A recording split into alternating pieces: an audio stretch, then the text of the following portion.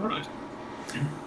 Okay, so I usually start these off by asking the person how many typing sessions of mine they've seen before. I started to watch a few, but I never really finished watching any of them. Okay. Um, and how long have you been interested in cognitive functions and typology? Again, please. How long have you been interested in cognitive functions slash typology? For about 3 years, like I started with this nonsense MBTI 16 personalities test, which pretty much does nothing to figure out your type. And then I just got deeper into the cognitive functions, tried to look more, into the scientific side of everything. And yes, The 16 personalities place, what it does seem to do successfully is be the starting point for most people. yes. Yeah. And after like a few years, you are just like, wow, what is this trash actually? Yeah. All right, cool. So, what time of day is it approximately where you are?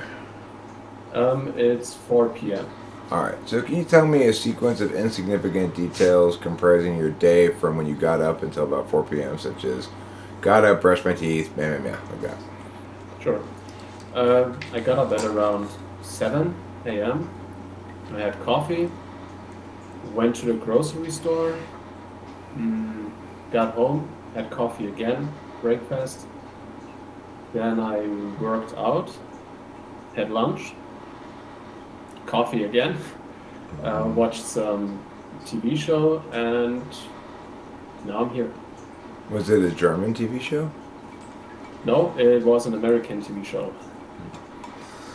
What kind of TV shows do you like to watch when you aren't learning anything from the video?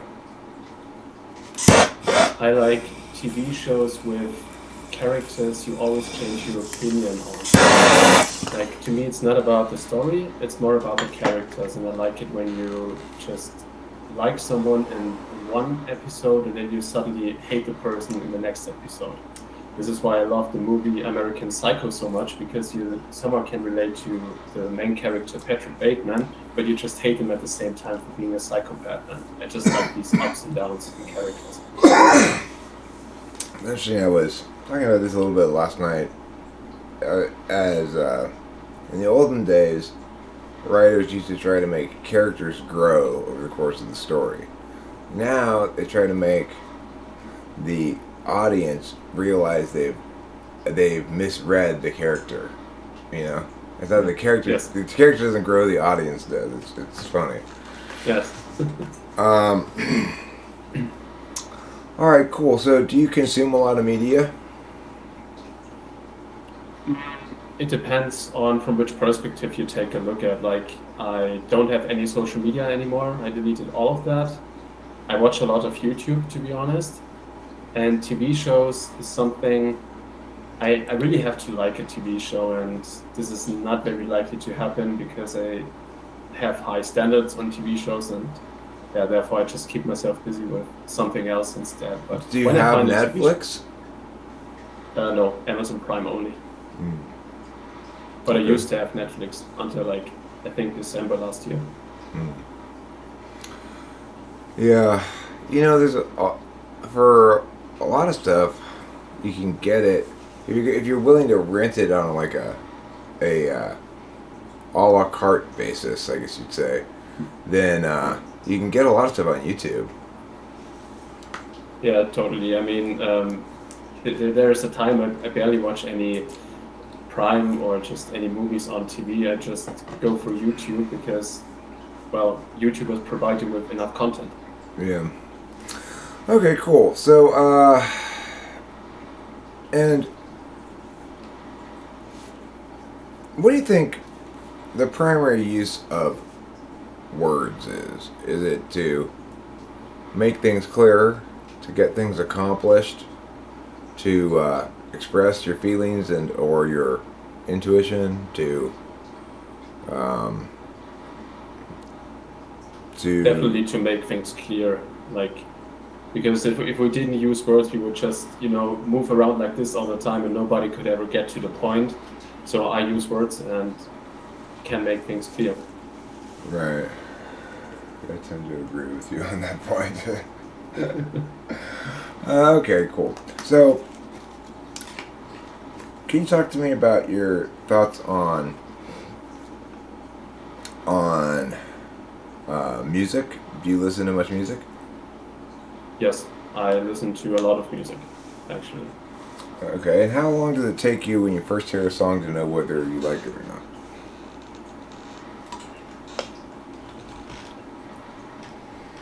Well, actually not long. Like I just started to listen to it, and then, well, I mean, mainly I think the chorus is what really gets me in a song. This is what matters the most. Okay, so you're looking for a fat hook. Yeah, more like something loud and heavy because I listen to a lot of metal stuff, and the chorus, it must sound melodic, and this is what is supposed to be the case. I mean, this is what a chorus is for. It must be catchy, and you have to remember it. Yeah, I agree. Okay, cool. So do you have any creative outlets like writing, music, acting, like painting, drawing, those kind of things? I used to publish books, um, and I still like writing, but I don't do it anymore. What kind of books? Mostly business-related stuff, like improving your soft skills, your communication skills. I published 3 books. They weren't too big. They had like each 100 pages. It was about like, self-development, basically. Oh, cool. And did you do that because you thought there was a market for it? Because you thought it was going to be helping people? Or um, because you thought existing explanations were inadequate, or what? Honestly, at this time, I had a social media business going on and I wanted to make money. And I also thought it would have a reputation because I wanted to push them to become the best-selling books in their categories, which worked. And now I can always mention that in my references. So, And you ended up dismantling this little empire of yours, huh? again, You ended up dismantling this little empire of yours here for some reason? I mean, it did work out for quite a time, but I just changed like what I do. And again, these books were just nothing but a filler, if you want. So I wanted to try it out and thought, okay, why not doing it? And now when I write, I think I started writing a few weeks ago. I wrote a little fairy tale because sometimes I go through these times when I'm very interested into literature stuff, especially like fairy tales. Yeah, I somewhat like it. It's actually, I'm not really the type of guy for unrealistic worlds, but in that case, it's cool. Okay, cool. So, do you think a good fairy tale has a moral to it of some sort? Are you talking about Definitely. like Grimm's fairy tales kind of stuff, or what? Yeah, I mean, a good fairy tale needs to have a moral because there's actually a system how you can build a fairy tale. Like, don't specify your characters, keep it short, a moral of the story. So, when you don't specify your kids' characters, you mean instead of giving them a name, they're just the little shepherd girl or something? Like Yeah, that? yeah. For example, the little girl. Okay, that's even vaguer. Okay,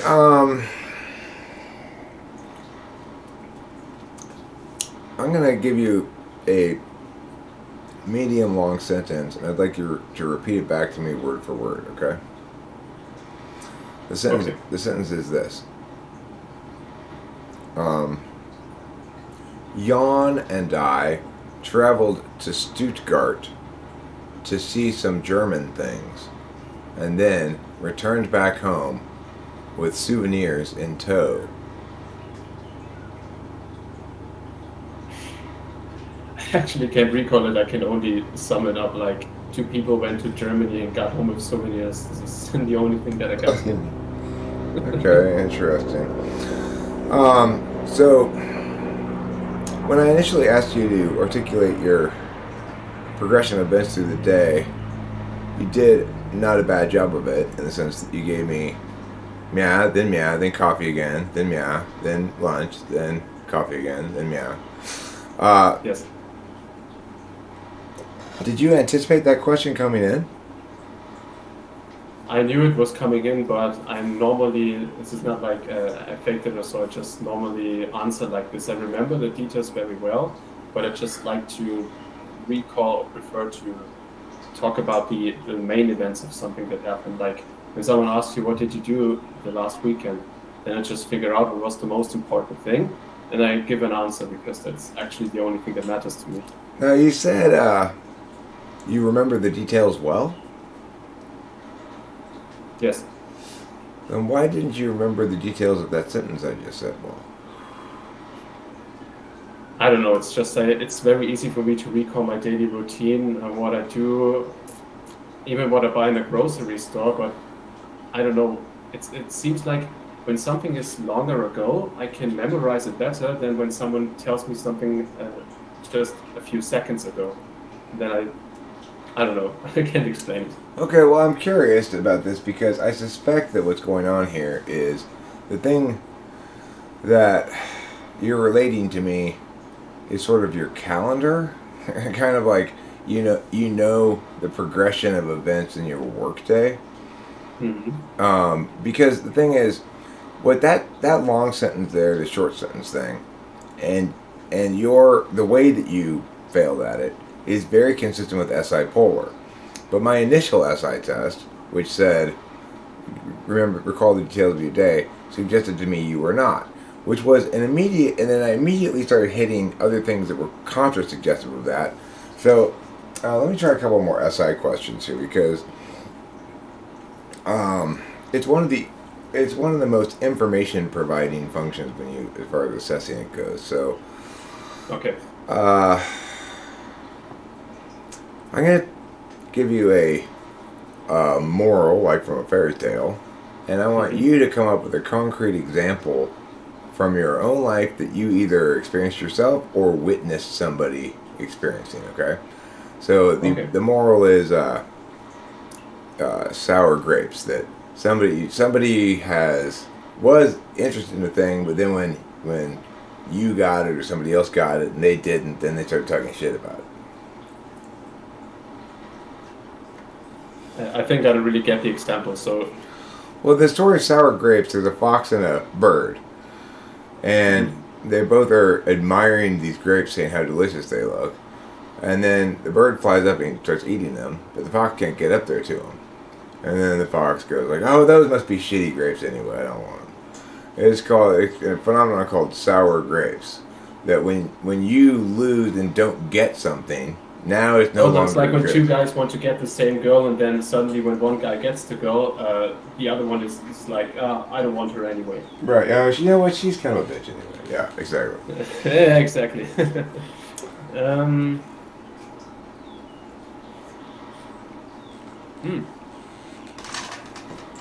Let me think.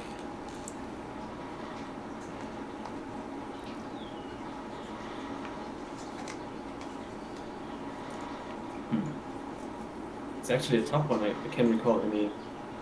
It's like I can retranslate what you just said, but I can't come up with any experience that I made myself. Or maybe I've never been into this situation.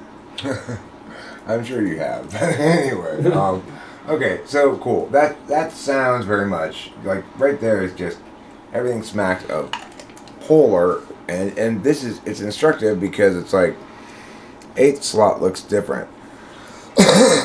Even though it's more unconscious, kind of, it's there's defensiveness with it that's lacking in polar. So, okay, let's look for your 8th slot event then. Can you remember a time when you figured out how to do something yourself, but you should have asked somebody else?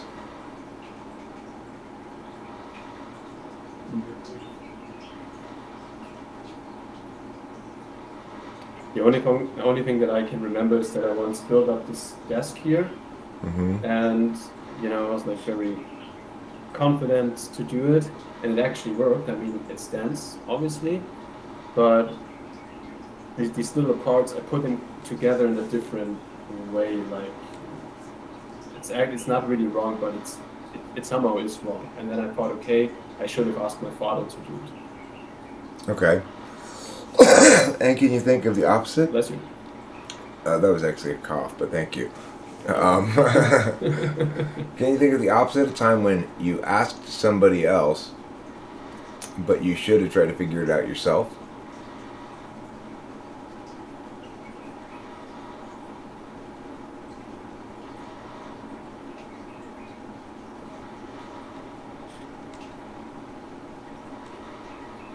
Hmm.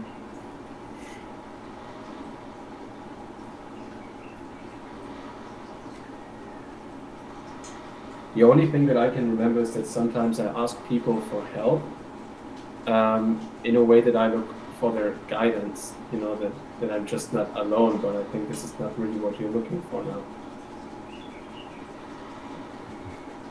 Right. So, an example of what I'm talking about from my own life would be I I followed what the general protocols are and went and saw the doctor like they said, and it ended up costing me a lot of money and doing nothing just like I predicted it would.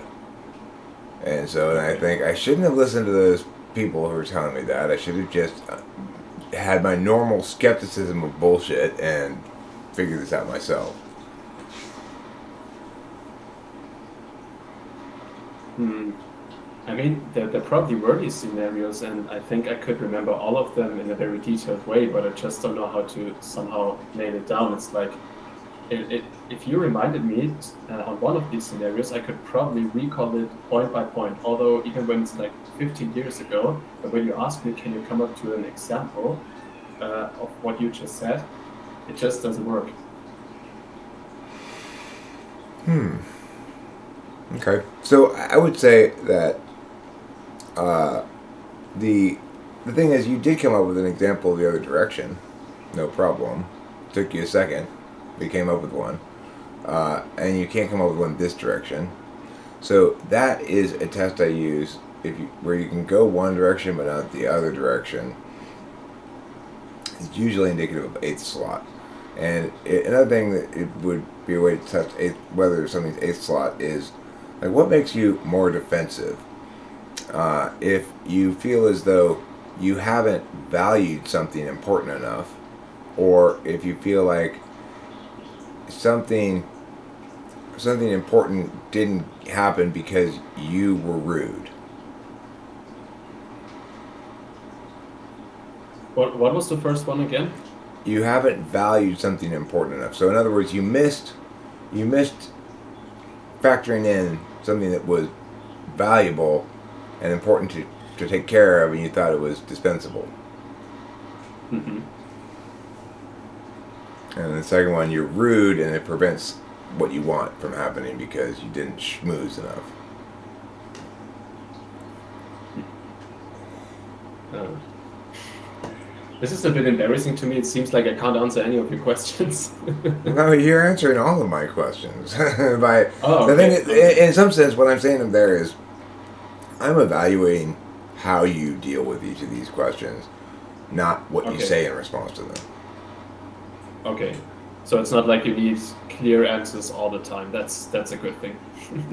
However you approach these, like different questions, push on different things in terms of your attentional habits and how you react to those is usually consistent with one configuration. It usually locks itself in pretty solidly. Okay. So, basically, what I'm asking is, if somebody is being, I guess you'd say, rude to you, are they, and they're insulting you or criticizing you, are you going to be more defensive if they say you're socially awkward, or if they say you just don't care about people enough? I would choose the second, I think. Yeah. Because Okay. as someone know that I'm a bit socially awkward, I would just have a good laugh and be like, I know that. No. Do you really think you're socially awkward? I don't. I haven't found you the slightest bit awkward yet. Well, maybe then it's just the impression I have of myself. Okay. If somebody is going to accuse you of not caring about people enough, what is going to be how are they going to justify their accusation? Mm, maybe because I'm not emotionally very supportive. It's like it takes me long to, for example, give someone a hug when the person is really, really feeling bad. Like I help people with solution-oriented thinking, I call it. Like that I say what you can do, what you cannot do. Um, but sometimes I can appear a little bit cold. Like I know this might sound it makes me maybe look like a bad person, but even when I see that my mom is sometimes sad, I struggle to just be like, "Come here, mom, give me a hug." I first tend to take a look at the practical side, the pragmatic side of things, and be like, "Okay, this is what you can do." This could be a reason. Like I'm not very emotionally supportive. Yeah, I'm not very emotionally supportive either. So, I mean, but which I mean, it's like I'm the same way. If somebody comes to me and they have a problem of some sort, or if they're displaying some kind of negative emotions, my approach is going to be always like, okay, what's the problem? Okay, now let me present some possible solutions. And then if they go, yeah, but after one of my solutions, then I go, okay, you're just here to admire this problem then. I don't want to play problem with admiration with you. Yeah, sometimes what is also very familiar to me is like when I don't really respect the problem of people because I don't consider them problems and they're like, I feel bad, and then I just give advice like, yeah, well, then feel better. And then I turn around and leave. Yeah, I have some advice for you. Stop being a little bitch.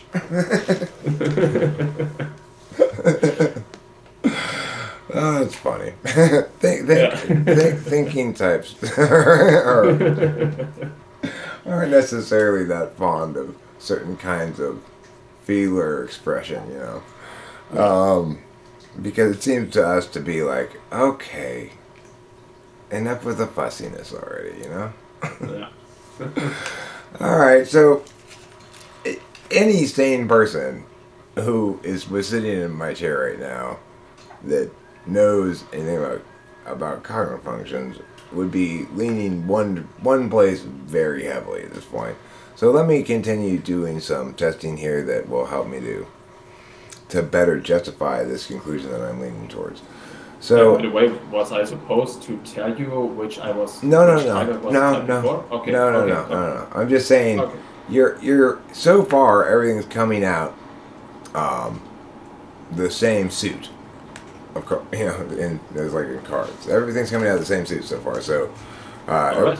so okay, let's see how your TI is by asking some TI questions. So, if some narwhals love seagulls, and all seagull lovers love the Seattle Seahawks, is it necessarily the case that some narwhals love the Seattle Seahawks?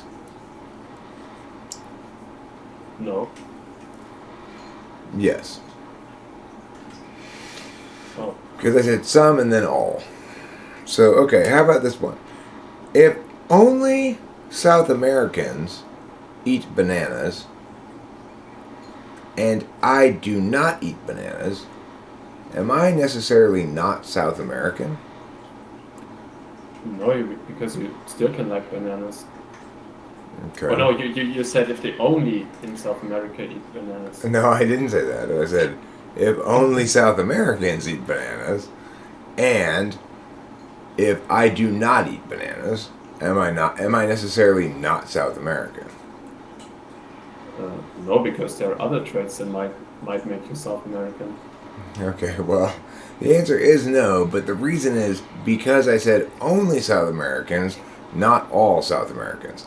If I had said all South Americans, and I said I do not eat bananas, then we could conclude, in fact, that I was definitely not South American.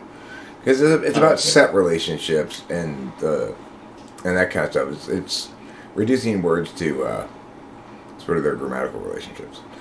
Okay. All right. So, when you encounter a large amount of language, Would you rather process it by reading it or by hearing it spoken aloud? Like if I rather read something instead of saying it, or the way No, other listening people to it, can, like a book. Do you want to read it or do you want a book on tape? I'd rather hear it. Okay. And when you're listening to something like that, um,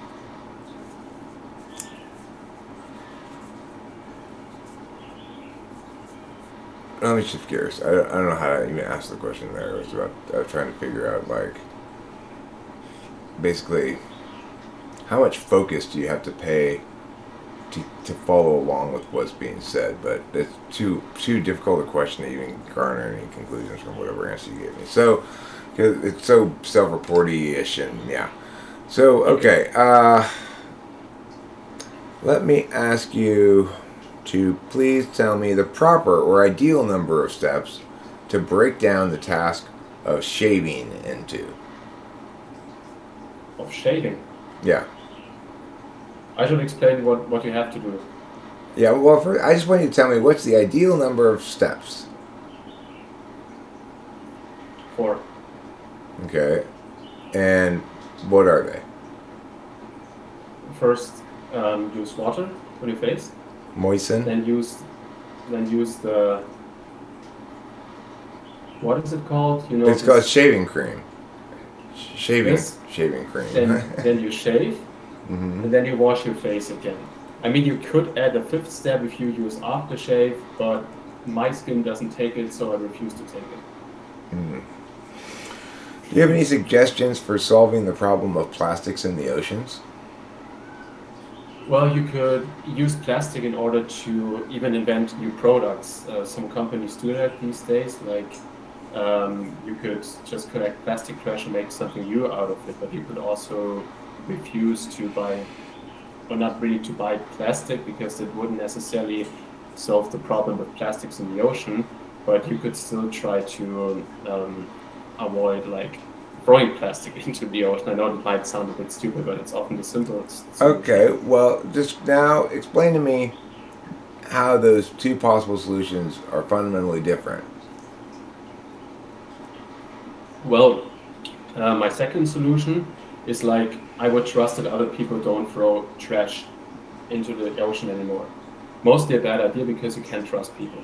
The second thing is, or the first thing that I said is different, that I already consider or think of that people throw trash into the ocean, which is the case. But if they continue doing that, like, then you use it in order to make new products. Okay. So would you say then it would be a bad idea to attempt both those solutions concurrently because they cancel each other out? Again, please? So do you think it's a bad idea to attempt both those solutions concurrently because they cancel each other out? No, not necessarily. It's like you always need a plan B for something, because even if you hope that people don't throw trash into the ocean anymore, people will still do it. So you still need companies that take the trash and make something new out of it. But presumably you come up with some sort of plan that attains solvency for the desired outcome of people not throwing plastic into the ocean. Right? So it's like part of this is got to have to incorporate, like, some, I don't know, maybe a really sad public service ad that shows birds with plastic on them. Oh, no. And it was like, oh, that's so depressing. I don't want to throw plastic in the ocean anymore. So aren't you kind of betting against your plan then? Is it an insurance bet? What do you mean exactly? Well, if you also are taking steps to encourage companies to use the plastic that's thrown into the oceans, while at the same time encouraging people not to throw plastic into the oceans, doesn't it seem like you're betting against yourself? Not necessarily. I think you can always go two sides. You just need to give it a double check if it really works in the beginning. Okay, cool. All right, let's do some NE testing. So, can you give me as well, I was like, okay, let's try this one. I'm going to give you the first half of a story, and then I want you to tell the second half of it and complete the story. Okay. Okay. Once upon a time, this lady named Jane and her boyfriend Joseph visited the Statue of Liberty in New York, and they got off the ferry, and they were both in their 40s, middle-aged people, having a nice little trip, little vacation. But then, all of a sudden, Jane, much to Joseph's surprise, as they neared the Statue of Liberty, she leapt up to the side of it from the ground, clinging to it with her fingertips, and said, "Look, Joseph, look how strong my fingers are. I've been training them for years in anticipation of this moment." Now you finish the story.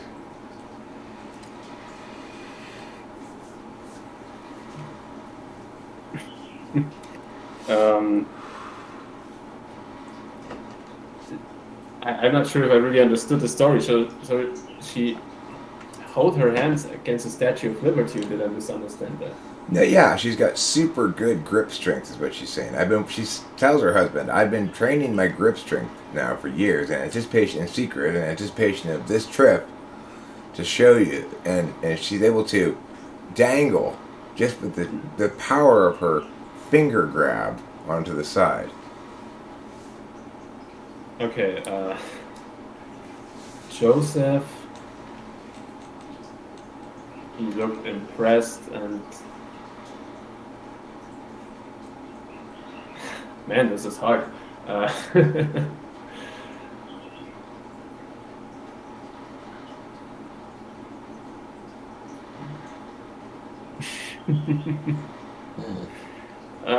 Yeah. Okay. I was actually afraid this question was going to come, and I knew I was going to fail that. Okay, interesting.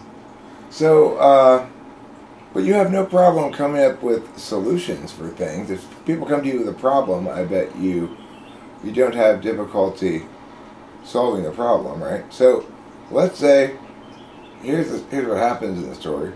She starts showing off her finger strength, and then she gets up pretty high, and all of a sudden her finger strength starts to weaken, and so she puts her legs on there too. But now she's stuck where she is, way up high. Now finish the story. "Help, help," she's saying.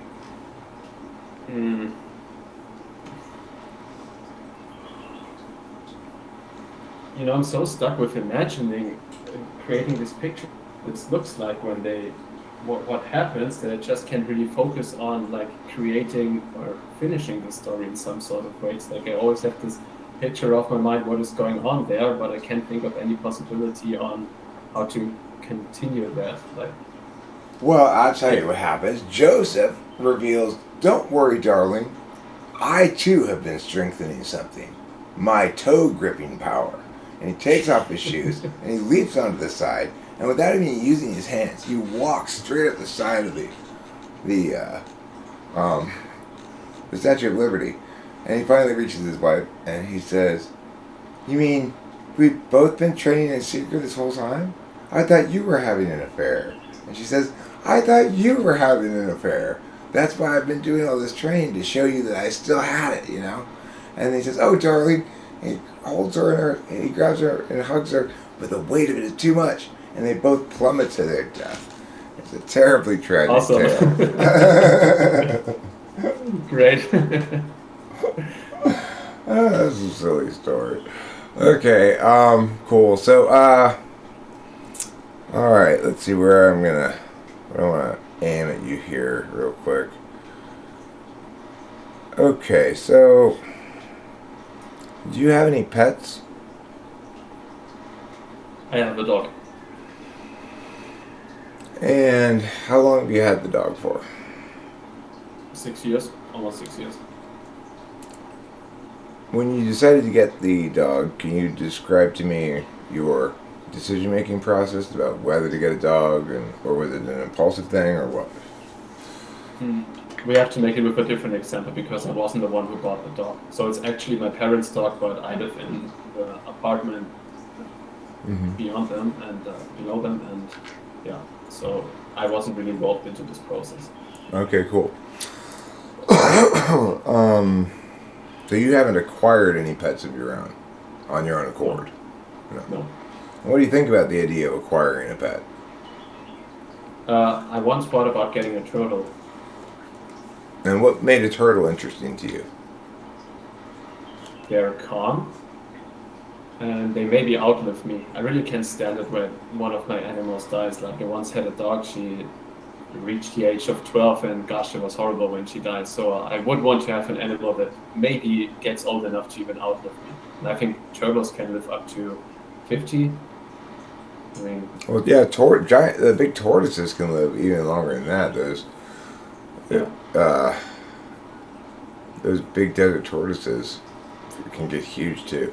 I used to live near one that was massive. It was incredibly big. They had it on this like field next to this like old junk store kind of thing. And occasionally, if you were lucky when you drove by or walked by, you'd see it out there in the field. And they'd throw it like a pumpkin or something to eat. And it just munch on this big ass pumpkin. Yeah, I mean, I also think that those little turtles, they're just very easy to handle. It's like a dog has to go out, and you don't necessarily have the time to do that. And, a turtle is just in this little, I call it box, and, you know, I think they sleep all the time anyway, and when they wake up, they just want some food. Yeah, well, I tell you, our local lake down here in LA, Lake, is chock full of turtles water turtles that people have got as pets and then decided they didn't want to put them in the lake. And so it's hard to go fishing there because you end up catching turtles, which is kind of depressing, Okay, so I still feel pretty confident. I guess I still feel the same confidence about your type as I did to begin with there. But there are a couple things that are a little bit contraindicative here. So, would you self-identify as somebody who knows first, acts first, reacts first, or determines first? I would say reacts in some way. Like when something happens or when I hear of something, I often have an emotional reaction to it in a way. Like if this is what you mean. Well, can you explain that further? It's like things can trigger me very easily. Like when I hear or get to know something that goes against my points of views, I just often think, gosh, how stupid is that? And it's not like I can distract myself from the problem itself and just look at it like, yeah, it is what it is. Like instead, I react emotionally. And is that emotional reactivity displayed to people, or is it just something you can have within you? I have it within myself. I barely showed it to other people. On the outside, I appear very, very calm and hold back. Okay. So, if a situation requires you to use a lot of glad handing, like, hey, so good to see you, you are a special person, do you think you're capable of noting those circumstances and applying the said glad handing? I would say yes. I would probably fake it, but I would apply to it, yes. Okay, cool. So, do you think that it's fairly rare for somebody to critique you for not doing enough of that? You mean that other people criticize that I just don't go with the flow with other people's emotions in a way, if you want so? Yeah, like for example, do people ever criticize you for failing to read the room? No. I mean, when I tend to use when someone has a problem, my practical approach, a lot of people would say I'm insensitive, but I'm actually very good at vibing, I would say. I mean, at least this is my impression. 20 minutes ago, I thought I'm socially awkward, which you said I'm not, so. Right. That's true. Interesting that It's really interesting. I it Because I just said 20 minutes ago and I remember that. well, yeah. The thing that's interesting is that that is that that is indicative right there what you did of TI as an absolute value, whereas the TI tests were indicative of TI countervalued in the sense that Yeah, I sucked at these tests. I realized that. This is what I wanted to say when I interrupted you. When we did that, you just laughed at me oh, this guy completely sucks at this. uh, no, because the thing is, what the explanations you gave me suggested a certain kind of not well. Okay, so here, let me explain a little bit the concepts here of these questions and see if you approach it differently. So basically, the key words here in any of these kind of questions is the first word in each thing: some, all, only, or no. Okay, and basically, if some A's are B and all B's have C, can we conclude that some A's are necessarily C? If I ask the question that way, do you have an easier time with it? No, I completely struggle with that. Like back at law school, I also had to do like reasoning to solve cases, and I was very good at that. I almost finished among the top 10% in my complete year class. But whenever I'm forced to do like reasoning this way, I struggle with that. I can remember when I took some IQ tests a few years ago. This was always where I scored the lowest. Like this, when as Verbal you already reasoning. say, A's and B's, and just Okay, interesting. Um, to maybe give you an insight on how solving like some kind of a law case works in a more theoretical approach and how we did it in law school. It's like you take a paragraph and you put it down into little pieces, check those little steps, and then you come to an end conclusion. And I'm good at this, so I'm not sure if this is related to what you just did to me, but maybe this can give you a little hint. well, I mean, you're making me reevaluate my whole line of thinking here because where I've been this whole time was sort of on the ENTJ train. But the thing is, you have much more consistent polar results with TI than with SI. So now, as far and also, all right, let me try this then. Can you think of an occasion when you should have done something, but you said something instead?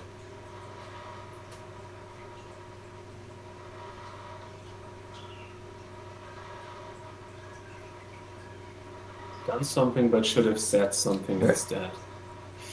Hmm.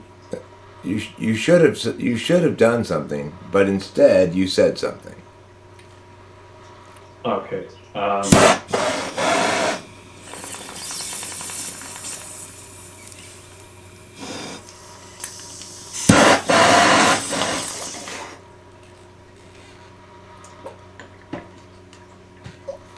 No. How about the other way around? You should have said something, but you did something.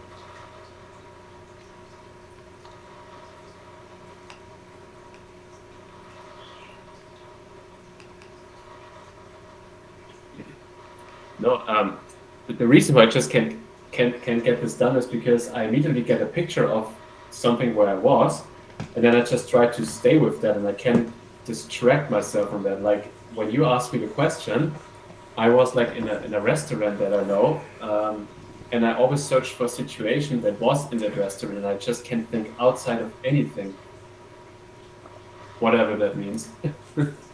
Um, you have a really interesting relationship with your eyes. I have a really strange typing for you, which is I Okay. did not at any point think I was heading here. But my my approach to typology and the way I always do things, the way I always interpret the results, if I'm consistent with the way I always do it, you are an ESFP. An ESFP. Crazy though Okay. that sounds.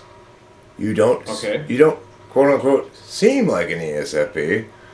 You sure as Yeah, I fuck know that. your TE is lights out. Like wow, what good TE. But that's not inconsistent with third slot, especially for an action type to be able to display the kinds of TE that manifest as action most, which is to say, like, explain to me how to solve this. The SI ignoring is a better explanation for why you do shitty on some SI tests and well on other SI tests. That's a better explanation. It's more consistent with fifth slot than it is with seventh. And the TI polar is TI polar. I mean, and you got through law school with TI polar.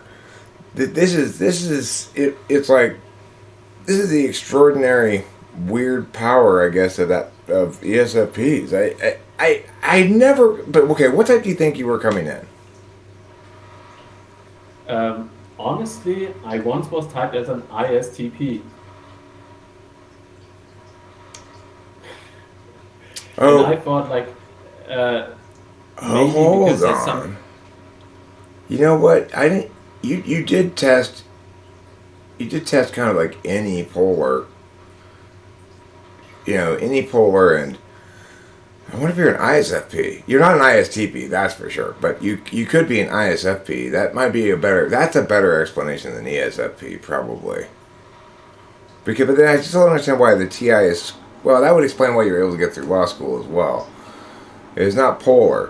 What it is then, if it's eighth slot, is you can solve those deductive reasoning problems a lot better if you see them in front of you and have a pencil and paper with you than you can by hearing them, because it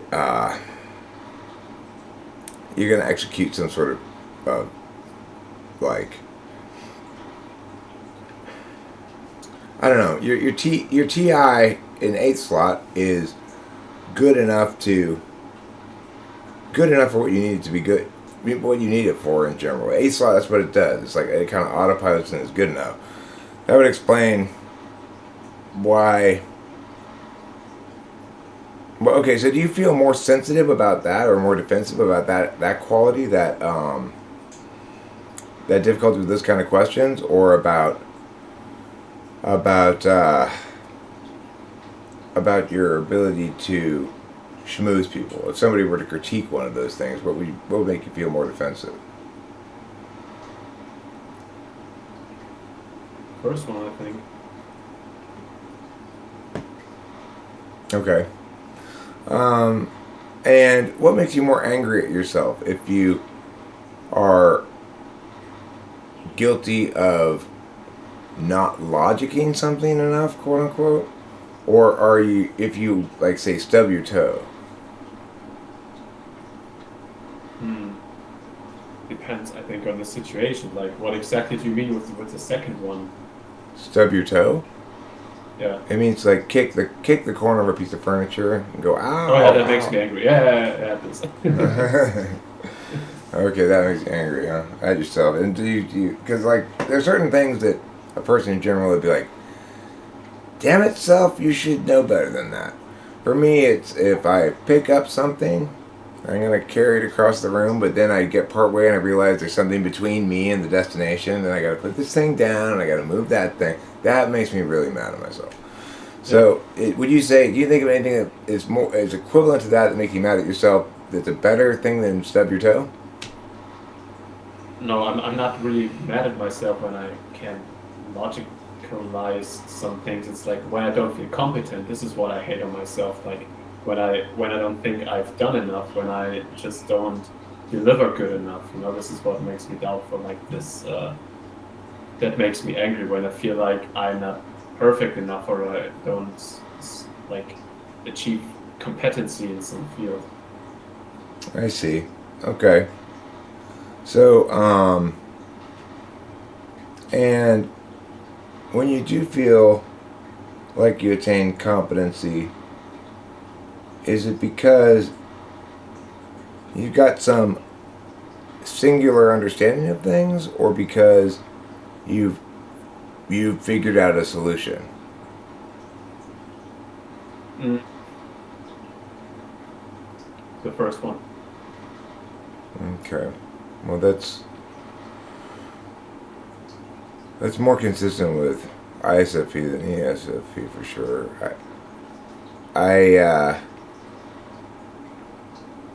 Okay, so I think you're an ISFP. Okay. That's what I Cool. think. I never thought of this type because I don't really know how I could see my possible FI decision-making process. It's like, I've always struggled to nail down my values and what is really important to me, which is why I thought I don't even have introverted feeling, which is why ISTP made sense to me at first. It's like many people I know, they're very good at talking about what they value, for example, but to me this is something like, it's not really something that I struggle with. I can recall my values, but not in such a precise way that I would probably expect it from a FI dom. All right. Well, I'm not good notoriously at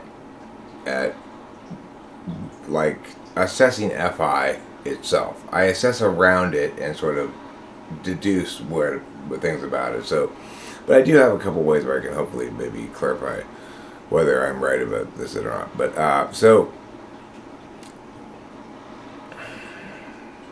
okay, what?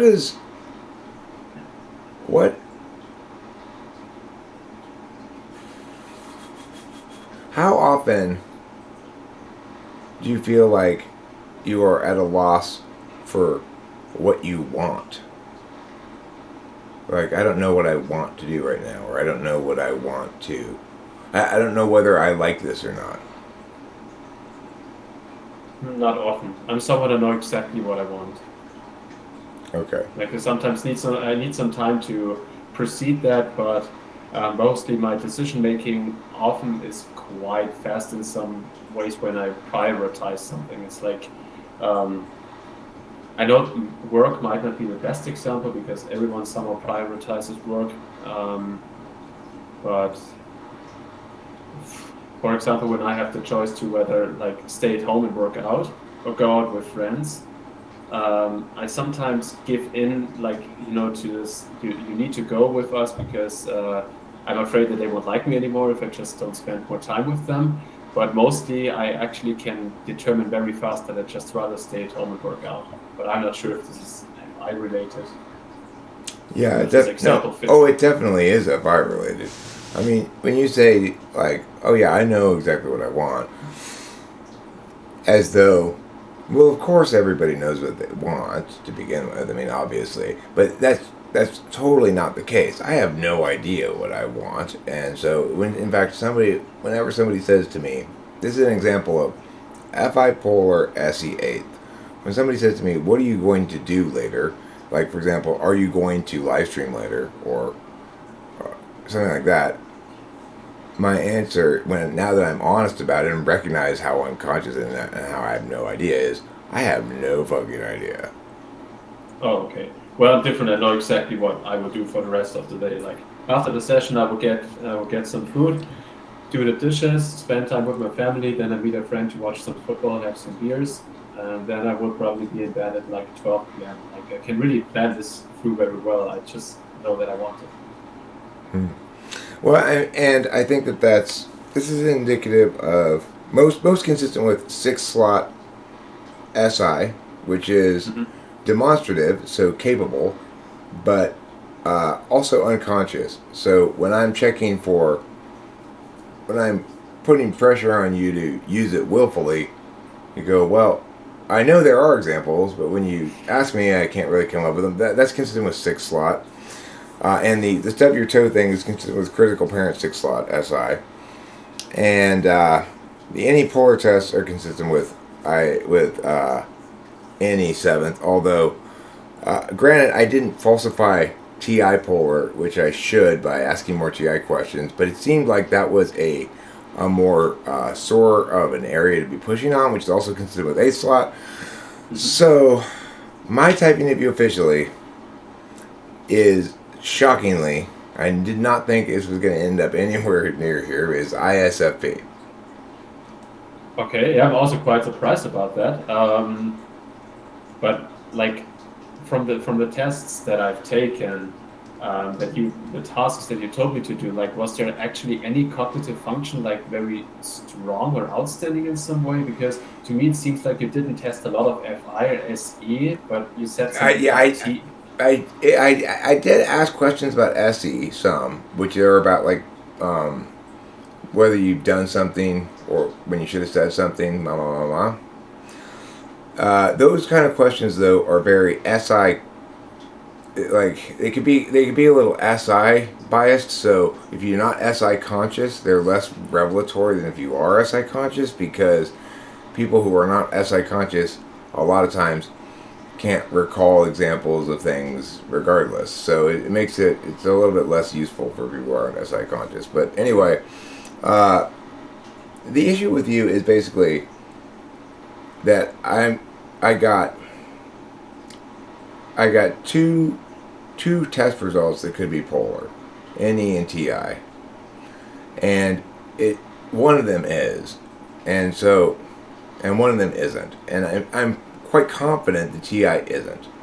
So that means that NE polar is, which means you're either ISTP or ISFP.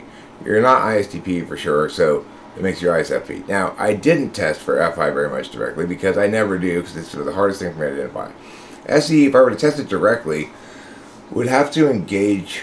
I'd have to engage you somehow, I guess, in the physical world. Although I didn't ask a lot of questions about it. As far as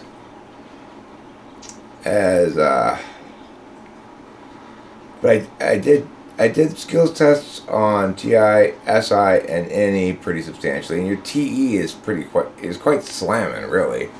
So the thing is, the thing that one would be tempted to lean towards maybe would be ISTJ, except you're not SI front stack, because your results are too schizophrenic like that. There's no way you're front stack. It's got to be 6 or 8 or something like that. So, I have a question. Does SI6 not often manifest in a way that you, for example, are very good at setting up routines for yourself, but you just can't use it when you're forced to? Because I'm actually like very good to follow a day-to-day schedule, and I can recall things in detail very well if these are the things that I can choose from. But when, for example, you ask me questions, I mean, you saw that I was completely lost. Yeah, well, 6 slot is a function that we are willing to provide to the world when our 2nd slot function isn't providing what's necessary. Now, for ISFP, that's not usually the case because it's backwards. What the world expects you to do for yourself is keep track of shit, and what the world expects you to do for the world is to do shit. But you do shit first and foremost, so it's rarely the case that the world says, hey, keep track of stuff, because, it just doesn't work like that, right? So, with your 6 slot, what we see is that the way the 6 slot works in general, I'm fine with TE and stuff, but you need to get out of my way, so to speak. And you're the same thing with SI. You're fine with SI and stuff. You're probably quite good at it, like I am good with TE. But you need to get out of my way. Either give me complete ownership of how to solve the problem, or none. I want nothing in between. And you're probably the same way with your SI. It's like, if you want me to use SI, I will use it, but you get out of my way. And when I'm asking you specific questions that they're saying, use it like this, use it like that, then I'm in your way. Okay, so ISFP. Yeah. Cool. Never expected myself to be a TE type, actually. I did too. Initially, I thought, this guy's got to be TE Dom. Well, maybe just the inferior function in my case is well developed. I mean, the thing is with ISFPs, they end up attaining success via 3 and 4 because the world's not very responsive to FI. In other words, the world doesn't care how much you care, and Yeah. and so doing stuff is impactful most when you do the singular best thing, which is your third slot absolute scorecard. In other words, what really gives you the most satisfaction is having a clear singular vision on things. And then the only way though for you to convert that clear singular vision into action is through your fourth slot function. So it's probably a little more active in dealing with the world in your type because you're an FI Dom and you know that your dominant nature is not something you can give the world, really. Okay. Okay, cool. So I will stop this recording. I will share it with you privately. If you decide you want to publish, shoot me an email, and I will. If you don't want to, that's totally fine too. And stopping recording now.